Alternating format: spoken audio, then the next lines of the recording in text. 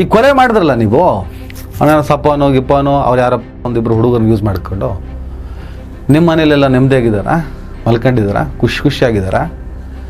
ಇದರ ಜೊತೆಗೆ ಅಶ್ರಫ್ ಕಲಾಯಿ ಕೊಲೆ ಕೇಸು, ಈ ಶರತ್ ಮಡಿವಾಳ ಕೊಲೆ ಆಗುತ್ತಲ್ಲ, ಆ ಸಂದರ್ಭಗಳೆಲ್ಲ ಇದು ಆಗಿರೋದು.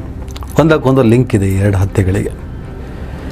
ಈಗ ಸುಹಾಸ್ ಶೆಟ್ಟಿ ಕೊಲೆ ಆದಮೇಲೆ ನೆಕ್ಸ್ಟ್ ಭರತ್ ಕುಂಬ್ಡಲ್ನ ಹೊಡಿತೀವಿ, ಆಮೇಲೆ ಶರಣ್ ಪಂಪ್ ಎಲ್ಲ ಅಂತ ನಾವೆಲ್ಲ ಕ್ಲಬ್ ಬಸ್ ಒಂದು 2-3 ಸಲ ನಾವು ಶರಣ್ ಪಂಪ್ ಎಲ್ಲ ಮಾತಾಡಿದ್ದೀವಿ.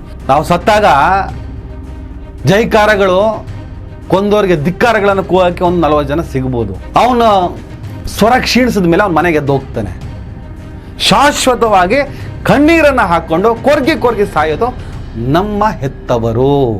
ಆರೋಪಿಗಳನ್ನ, ಈ ಕೇಸನ್ನೇ ದಿಕ್ಕು ತಪ್ಪಿಸುವ ಕೆಲಸವನ್ನು ಯುಟಿ ಖಾದರ್ ಮಾಡಿದ್ರು. ಏನು ನಾನ್ಸೆನ್ಸ್ ಅಲ್ವಾ ನೀವೆಲ್ಲ? ಏನಿದೆ ಇದರಲ್ಲಿ?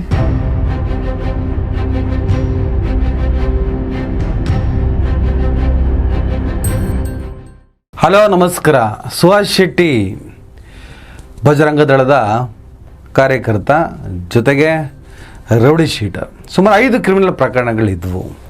ಒಬ್ಬ ರೌಡಿ ಶೀಟರ್ ಮಾಡಿದ್ರೆ ಏನು ದಕ್ಷಿಣ ಕನ್ನಡ ಒಂದು ಇಡೀ ಜಿಲ್ಲೆಯನ್ನು ಬಂದ್ ಮಾಡ್ತೀರಾ? ಇದು ಸರಿಯಲ್ಲ ಇದು ಅಂತ ಹೇಳ್ಬಿಟ್ಟು ಒಂದಿಷ್ಟು ವಾದಗಳು, ಚರ್ಚೆಗಳು ಸರಿ ಇದೆ, ಅದನ್ನು ಮಾಡಬಾರ್ದು. ಅವನೊಬ್ಬ ರೌಡಿ ಶೀಟರ್. ಈಗ ಯಾವನೊಬ್ಬ ಮುಸಲ್ಮಾನ ಸಿದ್ಧಾಂತಕ್ಕೆ ಹೋರಾಟ ಮಾಡ್ತಿದ್ನೋ, ಯಾವನೊಬ್ಬ ಹಿಂದೂ ಸಿದ್ಧಾಂತಕ್ಕೆ ಹೋರಾಟ ಮಾಡ್ತಿದ್ನೋ, ಅದೇನೇ ಮಾಡಲಿ, ಕ್ರಿಮಿನಲ್ ಪ್ರಕರಣಗಳಲ್ಲಿ ಭಾಗಿಯಾದರೆ ಆತೊಬ್ಬ ಕ್ರಿಮಿನಲ್. ಹಿಂದೂ ಧರ್ಮದ ರಕ್ಷಣೆಗೋಸ್ಕರ ಆತ ಕೊಲೆ ಮಾಡಿದ ನಾನ್ಸೆನ್ಸ್ಗಳ ಥರ ಕೆಲವರು ಸಮರ್ಥನೆ ಮಾಡ್ತಾ ಇದ್ದಾರೆ. ಹಿಂದೂ ಹೆಣ್ಣು ಮಕ್ಕಳು ಇಲ್ಲಿ ಏನಾದರೂ ಧೈರ್ಯದಿಂದ ಓಡಾಡ್ತಿದ್ದಾರೆ ಅಂದರೆ, ಹಿಂದೂಗಳು ಇಲ್ಲಿ ಏನಾದರೂ ಧೈರ್ಯದಿಂದ ಇದ್ದಾರೆ ಅಂದರೆ ಅದಕ್ಕೆ ಸುಹಾಸ್ ಶೆಟ್ಟಿ ಕಾರಣ ಅಂತ ಕೆಲವರು ಅವಿವೇಕಿಗಳು ವಿಡಿಯೋ ಮಾಡಿದ್ನೆಲ್ಲ ನೋಡ್ತಾ ಇದ್ದೆ ನಾನು. ಈ ದೇಶದಲ್ಲಿ ಅವನು ಯಾವುದೇ ಜಾತಿ ಸೇರಿರಲಿ, ಅವನು ಯಾವುದೇ ಧರ್ಮಕ್ಕೆ ಸೇರಿರಲಿ, ಆತ ನಿರಾತಂಕವಾಗಿ ಏನಾದರೂ ಓಡಾಡ್ತಾನೆ ಅಂದರೆ ಅದಕ್ಕೆ ಕಾರಣ ನಮ್ಮ ಸಂವಿಧಾನ.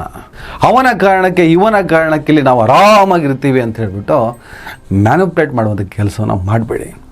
ಯಾವುದೇ ಕೊಲೆಯನ್ನು ನಾವು ಒಪ್ಕೊಳ್ಳೋದಕ್ಕೆ ಸಾಧ್ಯ ಇಲ್ಲ, ಇದಷ್ಟೇ ಸತ್ಯ. ಯಾವುದೇ ಧರ್ಮದ ರಕ್ಷಣೆಯ ಹೆಸರಿನಲ್ಲಿ ದಾರಿ ತಪ್ಪಿ ಕೃತ್ಯಗಳಲ್ಲಿ ಭಾಗಿಯಾಗಿ, ಏನು ಹಿಂದುತ್ವ ಅಂದರೆ, ಏನು ಇಸ್ಲಾಂ ತತ್ವ ಅಂದರೆ, ಇನ್ನೊಬ್ಬರನ್ನು ಕೊಲ್ಲೋದಾ? ಇನ್ನೊಬ್ಬನ ಕೊಲ್ಲುವುದು ಹಿಂದೂ ಪರ ಹೋರಾಟ, ಇನ್ನೊಬ್ಬರನ್ನು ಕೊಲ್ಲೋದು ಮುಸ್ಲಿಂ ಪರ ಹೋರಾಟ. ಯಾರು ಹೇಳಿದ್ದು? ಹಾಗಾದರೆ ನಾರಾಯಣ ಗುರುಗಳ ಆದರ್ಶಗಳಿಗೆ ಏನು ಅರ್ಥ ಬರುತ್ತದೆ? ಸ್ವಾಮಿ ವಿವೇಕಾನಂದರ ತತ್ವಗಳಿಗೆ ಯಾವ ಅರ್ಥ ಬರುತ್ತೆ? ಅವರು ನಿಜವಾದ ಹಿಂದುತ್ವದ ಹೋರಾಟಗಾರರು, ಹಿಂದೂ ಪರ ಹೋರಾಟಗಾರರು. ಕತ್ತಿ ಹಿಡಿದು ಇನ್ನೊಬ್ಬನನ್ನು ಕೊಲ್ಲುವ ಮೂಲಕ ನಾನು ಮಾಡುತ್ತಿರೋದು ಹಿಂದೂಗಳ ಪರವಾದಂಥ ಹೋರಾಟ. ಅದನ್ನು ಹಿಂದೂ ಪರ ಹೋರಾಟ ಅಂತ ಆಗಲಿ, ಮುಸ್ಲಿಂ ಪರ ಹೋರಾಟ ಅಂತ ಹೇಳಲ್ಲ, ಅದನ್ನು ಕ್ರೈಮ್ ಅಂತ ಹೇಳ್ತಾರೆ, ಕೊಲೆಗಡಕ ಅಂತ ಹೇಳ್ತಾರೆ, ರೌಡಿ ಅಂತ ಕರೀತಾರೆ. ಸುಹಾಸ್ ಶೆಟ್ಟಿ ತಾಯಿ ಮಾತನ್ನು ಕೇಳಿಸ್ಕೊತಿದ್ದೆ. ಮನೆಗೆ ಆಸರೆ ಆದವನು, ಆ ಅಮ್ಮನಿಗೆ ಪಾಪ ಹುಷಾರಿಲ್ಲ. ಎಲ್ಲ ಬಡವರ ಮನೆ ಕತೆ ಹೀಗೆ ಇರ್ತದೆ, ಅರ್ಥ ಮಾಡ್ಕೋಬೇಕಲ್ಲ. ಮನೆಯಲ್ಲಿ ಕಿತ್ತು ತಿನ್ನುವ ಬಡತನ ಇದೆ, ನಾನು ಕೊಲೆ ಮಾಡಿ ಜೈಲು ಸೇರ್ತೀನಿ. ಮನೆಯಲ್ಲಿ ಬಡತನ ಇಲ್ಲದೆ ಮತ್ತೆ ಶ್ರೀಮಂತಿಗೆ ಬರ್ತದ? ನಾನು ಕತ್ತಿ ಹಿಡಿದು ಧರ್ಮ ರಕ್ಷಣೆ ಮಾಡ್ತೀನಿ, ಯಾರನ್ನು ಕೊಲ್ತೀನಿ, ಇಲ್ಲ ಕೊಲೆ ಆಗ್ತೀನಿ, ನನ್ನ ಮನೆಯಲ್ಲಿ ಶ್ರೀಮಂತಿಕೆ ಬರ್ತದ? ನಿಮ್ಮನ್ನು ಬಲಿ ಕೊಟ್ಟವನು ಶ್ರೀಮಂತ ಆಗ್ತಾನೆ, ನಿಮ್ಮನ್ನು ಬಲಿ ಕೊಡಲು ಪ್ರೇರೇಪಿಸಿದವನು ಶ್ರೀಮಂತ ಆಗ್ತಾನೆ. ಸಾಕ್ಷಿಗಳು ಸಿಗ್ತವೆ, ಆದ್ರೆ ಅರ್ಥ ಆಗಲ್ಲ. ಬಾಯ್ ಬಡ್ಕೊಂಡು ಸಾಕಾಗೋಗಿದೆ. ಈಗ ಕೊಲೆಗಾರರು ಯಾರು ಇವರು? ಪೊಲೀಸ್ ಒಂದು 5 ತಂಡಗಳನ್ನು ರಚನೆ ಮಾಡಿ, ಎಲ್ಲ ಲೈವಾಗಿ ಸಿಕ್ಕಿತ್ತಲ್ಲ ಫುಟೇಜ್ಗಳೆಲ್ಲ. ಅದು ಸಿಕ್ಕಿಲ್ಲ ಅಂದರೂ CCTV ಇನ್ನಿತರ ಏನಾದರೂ ಅಂಶಗಳನ್ನು ಆಧರಿಸಿ ಪೊಲೀಸರು ಇವ್ರನ್ನ ಹಿಡಿತಿದ್ರು. ಅವನೆಂಥ ಪಾತಕಿನೇ ಆಗಿರಲಿ, ಅವನು ಪಾತಾಳಕ್ಕೆ ಹೋದರೂ ಅಲ್ಲಿಂದ ಪೊಲೀಸರು ಹೇಗೆ ತರ್ತಾರೆ. ಅಬ್ದುಲ್ ಸಫಾ, ನಿಯಾಜ್, MD ಮುಜಾಮಿಲ್, ಕಲಂದರ್ ಶಾಫಿ, ಆದಿಲ್ ಮೆಹರೂಫ್, ನಾಗರಾಜ್, MD ರಿಜ್ವಾನ್ ಮತ್ತು ರಂಜಿತ್. ನಾಗರಾಜ್ ಮತ್ತು ರಂಜಿತ್ ಈ 2 ಹೆಸರು ಬಂತು. ಹಿಂದೂಗಳು ಕೂಡ ಈ ಕೊಲೆಯಲ್ಲಿ ಭಾಗಿಯಾಗಿದ್ದಾರೆ. ಸಫಾನ್ ಜೊತೆ ಇವ್ರ ಜೊತೆ ಎಲ್ಲ ಕೆಲಸ ಮಾಡ್ಕೊಂಡಿದ್ದಂತೆ ಯಾರೋ ನಾಗರಾಜ್ ಮತ್ತು ರಂಜಿತ್. ಏನೊಂದು ಕೆಲಸ ಮಾಡೋಣ ಅಂತ ಕರ್ಕೊಂಡೋಗಿದ್ದಾರೆ, ಇವ್ರನ್ನ ಬಳಸ್ಕೊಂಡಿದ್ದಾರೆ. ಇಲ್ಲಿ ಧರ್ಮ ಜಾತಿಗಳ ಕಥೆಗಳು ಬರಲ್ಲ. ಸಫಾನ್ಗೆ ಒಂದು 2 ವರ್ಷದ ಹಿಂದೆ ಸುಹಾಸ್ ಟೀಮ್ನವರು, ಸುಹಾಸಿನ ಗೆಳೆಯರು, ಅವನ ಟೀಮ್ ಹಲ್ಲೆ ಮಾಡಿತ್ತು. ಅದಾಗಲೇ 2 ಮರ್ಡರ್ ಕೇಸಲ್ಲಿದ್ದಂಥ ಸುಹಾಸ್ ಶೆಟ್ಟಿ ಸ್ವಲ್ಪ ಖತರ್ನಾಕ್ ಅಂತ ಅಲ್ಲಿ ಗುರ್ಸ್ಕೊಂಡಿದ್ದ. ಮುಂದಿನ ದಿನಗಳಲ್ಲಿ ನನ್ನ ಪ್ರಾಣಕ್ಕೆ ಇವನು ಅಪಾಯ ತರಬಹುದಾ ಅಂತ ಸಫಾನ್ ಭಯಕ್ಕೆ ಬಿದ್ದಿದ್ದಂತೆ. ಹಾಗಾಗಿ ಒಂದು ಟೀಮ್ನ ರೆಡಿ ಮಾಡ್ಕೊತಾನೆ ಸುಹಾಸ್ನ ಕೊಲೆ ಮಾಡಬೇಕು ಅಂತ. ಆಗ ಫಾಜಿಲ್ ಮರ್ಡರ್ ಕೇಸ್ನಲ್ಲಿ ಈ ಸುಹಾಸ್ ಶೆಟ್ಟಿ ಇದ್ದಿದ್ದರಿಂದ ಅವನು ತಮ್ಮ ಆದಿಲ್ ಮೆಹರೂಫ್ಗೆ ಹೋಗಿ ಕಾಂಟ್ಯಾಕ್ಟ್ ಮಾಡ್ತಾನೆ. ನೀನು ಸ್ವಲ್ಪ ಸಪೋರ್ಟ್ ಮಾಡು, ಪಾಪ ನಿನ್ನ ಅಮಾಯಕ, ಅವ್ನು ಪಾಡಿಗೆ ಬಂದಲ್ಲಿ ಸೂರತ್ಕಲ್ ಜಂಕ್ಷನ್ ಬಳಿ ನಿಂತ್ಕೊಂಡಿದ್ದ, ಅವನ ಅಂಗಡಿ ಹತ್ರ ಮಾತಾಡ್ಕೊಂಡಿದ್ದ. ವಿನಾಕಾರಣ ಸುಮ್ಮನೆ ಪ್ರವೀಣ್ ನೆಟ್ಟಾರು ಕೊಲೆ ಕೇಸಿಗೆ ರಿವೆಂಜ್ ಆಗಿಬಿಟ್ಟು ಏನಾದರೂ ಮಾಡಿ ಒಬ್ಬ ಮುಸಲ್ಮಾನನ ಕೊಲ್ಲಬೇಕು ಅಂತ ಕೊಂದುಬಿಟ್ಟಿದ್ದಾರೆ. ನೀನು ಪಾಪ ನಿಮ್ಮ ಅಣ್ಣ ಏನು ತಪ್ಪು ಮಾಡಿದ್ದ ಅಂತ ಹೇಳ್ಬಿಟ್ಟು ಅವನಿಗೂ ಸ್ವಲ್ಪ ಬ್ರೈನ್ ವಾಶ್ ಎಲ್ಲ ಮಾಡಿ ಅವನು ಕೂಡ ಅಣ್ಣನ ಸಾವಿಗೆ ಪ್ರತೀಕಾರ ತೀರಿಸ್ಕೋಬೇಕು ಅನ್ನೋ ತೀರ್ಮಾನವನ್ನು ಮಾಡಿ 5 ಲಕ್ಷನ 3 ಲಕ್ಷನ ಇದು ಕತೆಗಳೆಲ್ಲ ಬರ್ತಾ ಇದೆ. ಅದನ್ನು ಪ್ರೂವ್ ಆಗಬೇಕು. ಅವನು 5 ಲಕ್ಷ ಕೊಟ್ಟ, 3 ಲಕ್ಷ ಕೊಟ್ಟು, ಆ ಮಾತುಕತೆ ನಡೀದಿಲ್ವೋ. ಆದರೆ ಈ ಕೊಲೆ ಕೇಸ್ನ ಆದಿಲ್ ಮೆಹರೂಫ್ನ ಪೊಲೀಸ್ ಅರೆಸ್ಟ್ ಮಾಡಿರೋದ್ರಿಂದ, ಆತ ಫಾಜಿಲ್ ತಮ್ಮ ಆಗಿರೋದ್ರಿಂದ ಫಾಜಿಲ್ ಹತ್ಯೆಗೆ ನಡೆದಂಥ ರಿವೆಂಜ್ ಇದು ಅನ್ನೋದು ಆಲ್ಮೋಸ್ಟ್ ಖಾತ್ರಿ. ಜೊತೆಗೆ ಸಫಾನ್ನ ವೈಯಕ್ತಿಕ ದ್ವೇಷದ ಕಾರಣಗಳು. ಹೊಡೆದಾಡ್ಕೊಂಡಿದ್ದಾರೆ. ಅವನು ಕೊಂದ, ಅವ್ರು ಇವನು ಕೊಂದರು. ಈ ರಿವೆಂಜ್ ಕಿಲ್ಲಿಂಗ್ಗಳೆಲ್ಲ ಆಗೋದೇ ಹೀಗೆ. ನೀವು ಯಾವುದೇ ಊರಿನ ಕತೆ ಅಂತ ತಗೊಳ್ಳಿ, ಈ ಕ್ರೈಮ್ಗಳೇ ಹಾಗೆ ನಡೆಯೋದು. ಅವನು ಹೊಡಿತಾನೆ, ಇವನು ಹೊಡಿತಾನೆ. ಇವತ್ತು ಇವನು ಹೊಡೆದಿದ್ದಾರಲ್ಲ, ಇವನು ತಮ್ಮನೋ ಇನ್ನೊಬ್ಬನೋ ಯಾರೋ ಒಬ್ಬ ಅವನು ಹೊಡಿತಾನೆ. ಹೀಗೆ ಹೋಗ್ತಾ ಇರ್ತದೆ ಇದು. ಇನ್ನು ಫಾಜಿಲ್ಲು, ಇಬ್ಬರು ಗಂಡು ಮಕ್ಕಳು, ಒಬ್ಬ ಮಗ ವಿನಾಕಾರಣ ಕೊಲೆ ಆಗ್ತಾನೆ. ಅವನು ಅದೇನೋ ಹೆಣ್ಣು ಮಕ್ಕಳ ವಿಡಿಯೋ ಹಿಡ್ಕೊಂಡಿದ್ದ, ಇನ್ನೊಂದು ಹಿಡ್ಕೊಂಡಿದ್ದ, ಚಿತ್ರ ಹಿಡ್ಕೊಂಡಿದ್ದ, ಕತೆ ಹೊಡಿತಾ ಕೂತಿದ್ದಾರೆ. ಈಗ ಸುಳ್ಳುಗಳು ಹೇಳ್ಕೊಂಡು ಏನಿಲ್ಲ, ಸಂಬಂಧನೇ ಇಲ್ಲ. ಒಬ್ಬನ ಹೊಡಿಬೇಕು ಅಂತ ತೀರ್ಮಾನ ಮಾಡಿದ್ರು, ಹೊಡೆದ್ರು ಒಬ್ಬ ಅಮಾಯಕನ. ಅಷ್ಟೇ ಸತ್ಯ. ಪೊಲೀಸ್ ರೆಕಾರ್ಡ್ ಇದು, ಅದೇ ಸತ್ಯ, ಅದೇ ಹಕೀಕತ್ತು. ಈ ಕತೆ ಹೊಡಿಬೋದು, ತೌಡು ಕುಟ್ಬೋದು, ಅದನ್ನೆಲ್ಲ ನಂಬೋಷ್ಟು ಮುರುಕರು ಯಾರು ಇಲ್ಲಲ್ಲ. ಓಕೆ, ಫಾಜಿಲ್ಲು ಸತ್ತೋದ. ಇನ್ನೊಬ್ಬ ಮಗ ಇದ್ದ ಆದಿಲ್ಲು, ಆತ ಈಗ ಈ ಕೊಲೆ ಕೇಸ್ನಲ್ಲಿ ಜೈಲು ಪಾಲಾಗಿದ್ದಾನೆ. ಅದು ಕೋರ್ಟಲ್ಲಿ ಸಾಬೀತು ಗಿಬ್ಬಿತ್ತು, ಅದು ಆಮೇಲೆ ನೋಡೋಣ. ಆಮೇಲೆ ನಾಳೆ ದಿನ ಏನಾದರೂ ಇನ್ನೊಂದು 2 ವರ್ಷ 3 ವರ್ಷ ಹೋದ್ಮೇಲೆ ಆದಿಮೇಲೆ ಒಂದು ಕಣ್ಣೀಗ ಸುಹಾಸ್ ಶೆಟ್ಟಿ ಹತ್ಯೆಗೆ ಪ್ರತೀಕಾರನೋ ಇನ್ನೊಂದೋ ಏನೋ ನಾಳೆ ಹೆಚ್ಚು ಕಮ್ಮಿ ಆಯಿತು, ಆತ ಆಗಲ್ವೋ. ಸದ್ಯಕ್ಕೆ ಆತ ಜೈಲು ಪಾಲಾಗ್ತಾನೆ. ಅವ್ರ ಮನೆ ಪರಿಸ್ಥಿತಿ ನೋಡ್ರಿ. ಅವರಪ್ಪ ಫಾಜಿಲ್ ಸತ್ತಾಗಲೇ ಗೊಳೋ ಅಂತ ಇದ್ರು. ಈಗ ಸುಹಾಸ್ ಶೆಟ್ಟಿ ಸತ್ತಾಗ ಅವ್ರ ತಾಯಿ ಗೊಳೋ ಅಂತಾರಲ್ಲ, ಅದೇ ಥರ ಸೇಮ್. ಇಬ್ಬರದ್ದು ಸೇಮ್ ವೇದನೆ, ಸೇಮ್ ರೋದನೆ. ಸಂಬಂಧನೇ ಇಲ್ವಲ್ಲ. ಇವರ ಧರ್ಮದ ನಶೆಗಳು, ಈ ಸಾವು ನೋವಿಗೆ ಅವ್ರ ಸಂಬಂಧನೇ ಇಲ್ವಲ್ಲ. ಬೆಳೆದು ನಿಂತ ಮಕ್ಕಳು ಬೀದಿಯಲ್ಲಿ ರಕ್ತ ಕಾರ್ಕೊಂಡು ಸತ್ತು ಹೋದರೆ, ಕೊನೆ ದಿನಗಳಲ್ಲಿ ಆಶ್ರಯ ಆಗಬೇಕಾದವರೆಲ್ಲ ಈ ಥರ ಬಲಿಯಾಗ್ತಾ ಹೋದರೆ ಏನು ಮಾಡುತ್ತಾರೆ? ಇದನ್ನು ನೋಡಿ ಆದರೂ ಪ್ರತೀಕಾರದ ಮಾತಾಡುವ, ರಕ್ತವನ್ನು ಚೆಲ್ಲುತ್ತೇವೆ ಅಂತ ಹೇಳ್ಬಿಟ್ಟು ಪುಡಂಗುಗಳ ಥರ, ಕಿತ್ತೋಗಿರೋ ಥರ ಮಾತಾಡ್ತಾರಲ್ಲ, ಅವ್ರಿಗೆ ಇದೆಲ್ಲ ನೋಡಿದ್ರೆ ಏನು ಅರ್ಥ ಆಗಲ್ವಾ? ನಾಳೆ ನಾನು ಸತ್ತೋದ್ರು ನನ್ನ ಅಪ್ಪ ಅಮ್ಮ ಕೂಡ ಇದೇ ಥರ ಹೇಳ್ತಾರೆ, ಗೊಳೋ ಅಂತ ಹೇಳ್ತಾರೆ. ನನ್ನ ಮನೆ ಒಳಗಡೆ ಕೂಡ ದಾರಿದ್ರ್ಯ ಇದೆ, ಬಡತನ ಇದೆ. ಇಲ್ಲಿವರೆಗೂ ಧರ್ಮದ ನಶೆ ಏರಿಸಿಕೊಂಡು ಬಲಿಯಾದವರ ಮನೆಯವರ ಪರಿಸ್ಥಿತಿ ಈ ಕ್ಷಣಕ್ಕೂ ಸುಧಾರಿಸಿಲ್ಲ. ಇವರನ್ನು ಬಳಸಿಕೊಂಡವರು ಇವರಿಗೆ ಯಾವುದೇ ರೀತಿಯ ದಾರಿಯನ್ನು ಮಾಡಿಕೊಡ್ಲಿಲ್ಲ. ಈಗ ಸುಹಾಸ್ ಶೆಟ್ಟಿ ಕೊಲೆಗೆ ಸಂಬಂಧಪಟ್ಟಂಗೆ BJP ರಾಜ್ಯಾಧ್ಯಕ್ಷ ವಿಜಯೇಂದ್ರ ಅವರು ಒಂದು 25 ಲಕ್ಷ ಪರಿಹಾರವನ್ನು ಕೊಟ್ಟಿದ್ದಾರೆ. ವಿಜಯೇಂದ್ರ ಅವರು ಓಕೆ ಕೊಟ್ಟಿದ್ದೀರಿ, ನೀವು ಸಂತೋಷ, ಹಿಂದುತ್ವಕ್ಕೋಸ್ಕರ ನಾನು ಕೆಲಸ ಮಾಡಿದ, ಆಮೇಲೆ ಕ್ರೈಮು ಪಾತಕಲೋಕ ಮರ್ಡರ್ ಆಗಿದೆ, ಕೊಟ್ಟಿದ್ದೀರಿ, ಕೊಡಿ, ಸಂತೋಷ. ನೀವು ಶಿವಮೊಗ್ಗದವರು. ಇದೇ ಶಿವಮೊಗ್ಗ ಜಿಲ್ಲೆಯ ಕೊಪ್ಪ ತಾಲೂಕಿನ ಮಂಜುನಾಥ್ ರಾವ್ ಮನೆ ಬಹಲ್ಗಾಮ್ ಉಗ್ರರ ಭಯೋತ್ಪಾದಕರ ದಾಳಿಗೆ ಬಲಿಯಾದರು. ಅವರ ಹೆಂಡತಿ ಮಕ್ಕಳು ಕೂಡ ತಬ್ಲಿ ಆಗಿದ್ದಾರೆ. ಒಂದು 25 ಲಕ್ಷ ಆ ಕಡೆ ಕೊಡ್ರಲ್ಲ ನಿಮಗೆ, ಶಿವಮೊಗ್ಗದವರು, ಅಲ್ಲೇ ಹತ್ತಿರ ಕೊಪ್ಪ, ಒಂದು ರೌಂಡ್ ಹೋಗ್ಬಿಟ್ಟು ಅವ್ರಿಗೊಂದು 25 ಲಕ್ಷ ಪರಿಹಾರ ಕೊಡಿ. ಆ ಭರತ್ ಅಂತ ಹೇಳ್ಬಿಟ್ಟು ಆ ಉಗ್ರರ ದಾಳಿಗೆ ಬಲಿಯಾಗಿದ್ದಾರೆ, ಅವ್ರಿಗೊಂದಿಷ್ಟು 25 ಲಕ್ಷ ಪರಿಹಾರ ಕೊಡಿ. ಬರೀ ಲಾಭನ ಯಾಕೆ ನೋಡ್ತೀರಿ? ಇದರಿಂದ ನಮ್ಗೆ ಎಷ್ಟು ಓಟ್ ಬರ್ತದೆ ಯಾಕೆ ಯೋಚನೆ ಮಾಡ್ತೀರಿ? ಇದೇ ಸುಹಾಸ್ ಶೆಟ್ಟಿ ಸಾಯೋಕ್ಕಿಂತ ಒಂದು ವಾರ ಮುಂಚೆ ಒಬ್ಬ ಅಶ್ರಫ್ ಅನ್ನೋ ಅಮಾಯಕನ ಗುಂಪುಗಳು ಒಂದು 30-40 ಜನ ಸೇರ್ಕೊಂಡು ಹೊಡೆದುಕೊಂಡ್ರು. ಅವನದು ಜೀವ ಅಲ್ವಾ? ಎಲ್ಲ ಸಾವಿಗೆ ಮಿಡಿಬೇಕಲ್ಲ, ಒಬ್ಬೊಬ್ಬರಿಗೆ ಒಂದೊಂದು ನ್ಯಾಯ ಮಾಡಬಾರ್ದಲ್ಲ. ಬಿಡಿ, ರಾಜಕಾರಣಿಗಳು ತಾರತಮ್ಯವನ್ನು ಮಾಡಬಾರ್ದು, ಮಲತಾಯಿ ಧೋರಣೆ ಬೇಡ ಅಂತ ಹೇಳ್ತಾರೆ. ಅದು ಜನನಾಯಕರಿಗೆ ಅಪ್ಲೈ ಆಗೋ ಮಾತುಗಳು, ಕೋಮುವಾದಿಗಳಿಗಲ್ಲ. ಅದನ್ನು ನಾವು ಬದಿಗಿಟ್ಟು ಮಾತಾಡೋಣ. ಇನ್ನು ಯುಟಿಕ್ ಆದರೂ ಒಂದು ಸ್ಟೇಟ್ಮೆಂಟ್ ಕೊಡ್ತಾರೆ. ಇನ್ನು ಅಕ್ಯೂಸ್ಡ್ಗಳು ಯಾರೀಗ ಸುಹಾಸ್ ಶೆಟ್ಟಿ ಕೊಲೆ ಕೇಸಲ್ಲಿ ಏನು ಅರೆಸ್ಟ್ ಆಗಿದ್ದಾರೆ, ಆ ಹುಡುಗರು ಇನ್ನೇನು ಪತ್ತೆ ಆಗಿರಲಿಲ್ಲ.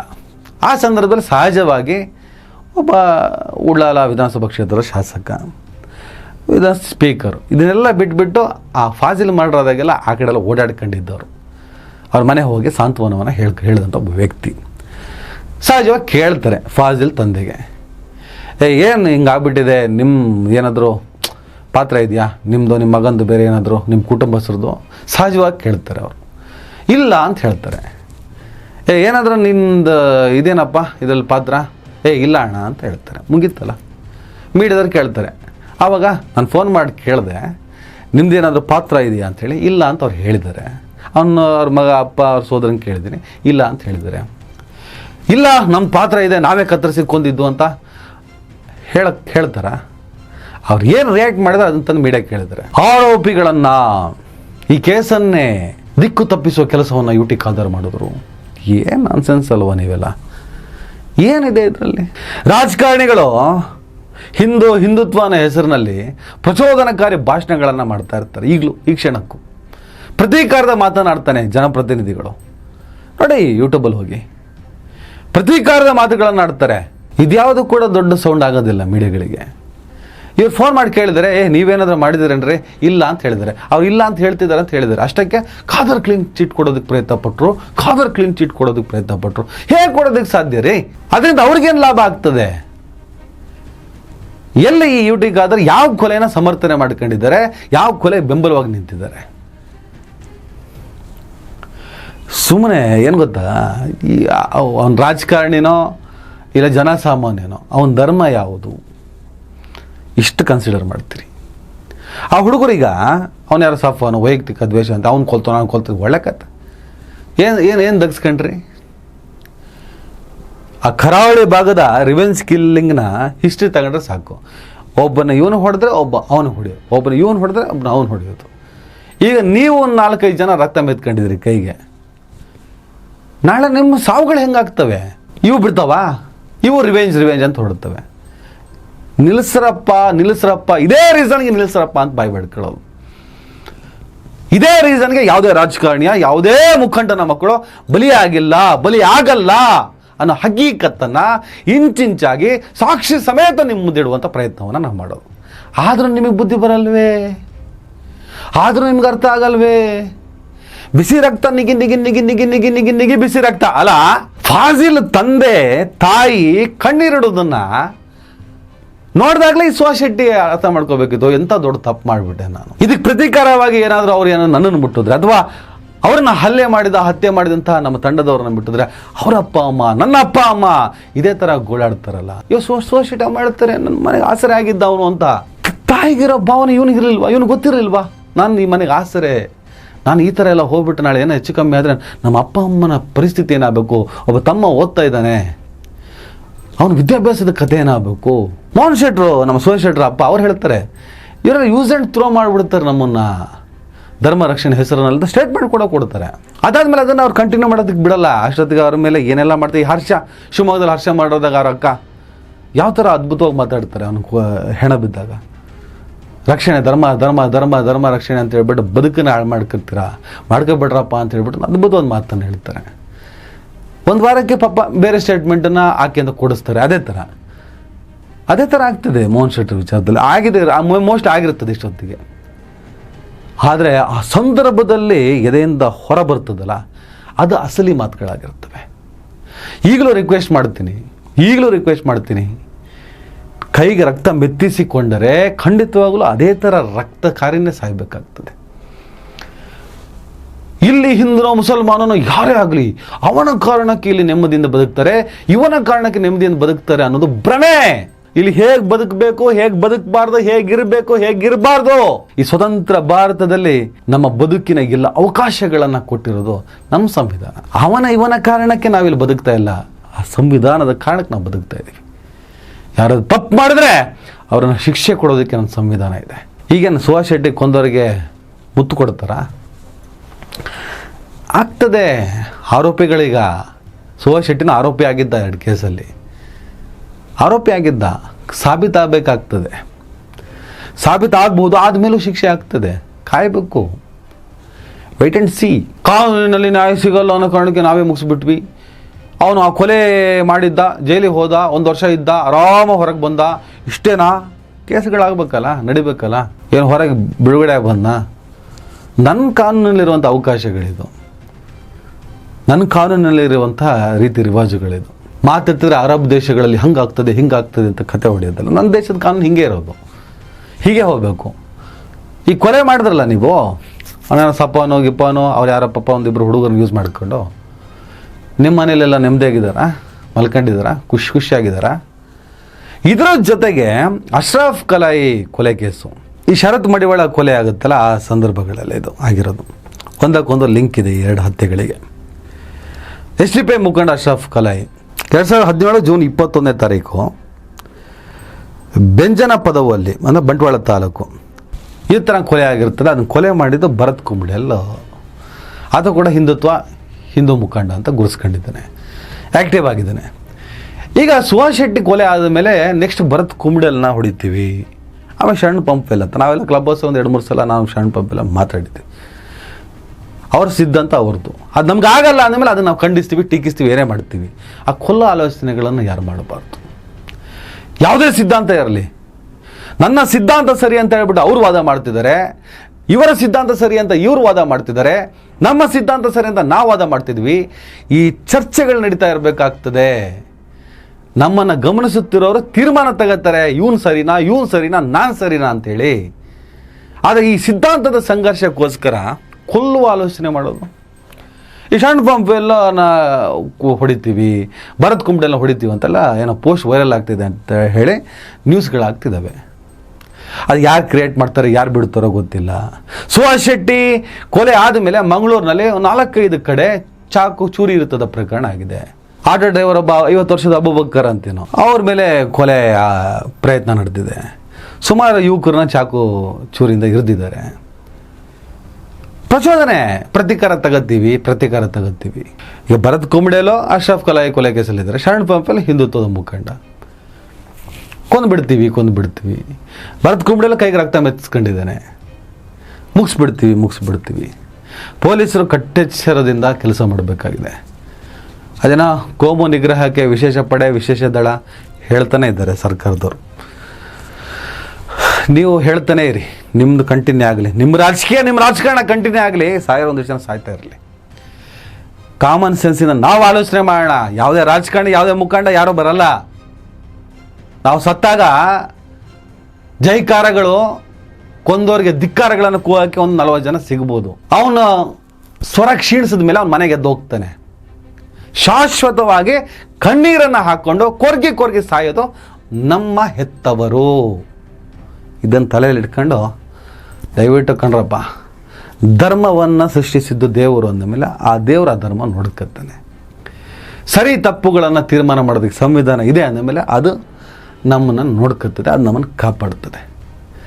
ನಾವು ಯಾವುದೋ ಪುಡಂಗಗಳ ಥರ ಕೈಯಲ್ಲಿ ಖಡ್ಗನೋ, ತ್ರಿಶೂಲನೋ, ತಲವಾರೋ, ಬಾಂಬು ಹಿಡ್ಕೊಂಡು ನಾನು ಹಿಂದೂ ಧರ್ಮದ ರಕ್ಷಕ, ನಾನು ಮುಸಲ್ಮಾನ್ ಧರ್ಮದ ರಕ್ಷಕ. ನಿಮ್ಮ ಯೋಗ್ಯತೆಗೆ ಅರ್ಥ ಮಾಡ್ಕೊಳ್ಳಿ. ನಮಸ್ಕಾರ. ದಯವಿಟ್ಟು ಎಲ್ಲರೂ ಈ ಚಾನಲ್ನ ಸಬ್ಸ್ಕ್ರೈಬ್ ಮಾಡಿ. ನಿಮ್ಗೆ ಇಷ್ಟ ಆದರೆ ಈ ಚಾನಲ್ಗೆ ಜಾಯ್ನ್ ಆಗಿ. ಈ ವಿಡಿಯೋ ಇಷ್ಟ ಆದರೆ ದಯವಿಟ್ಟು ಎಲ್ಲರೂ ಶೇರ್ ಮಾಡಿ. ಸ್ವತಂತ್ರ ಪತ್ರಿಕೋದ್ಯಮವನ್ನು ಬೆಂಬಲಿಸಿ.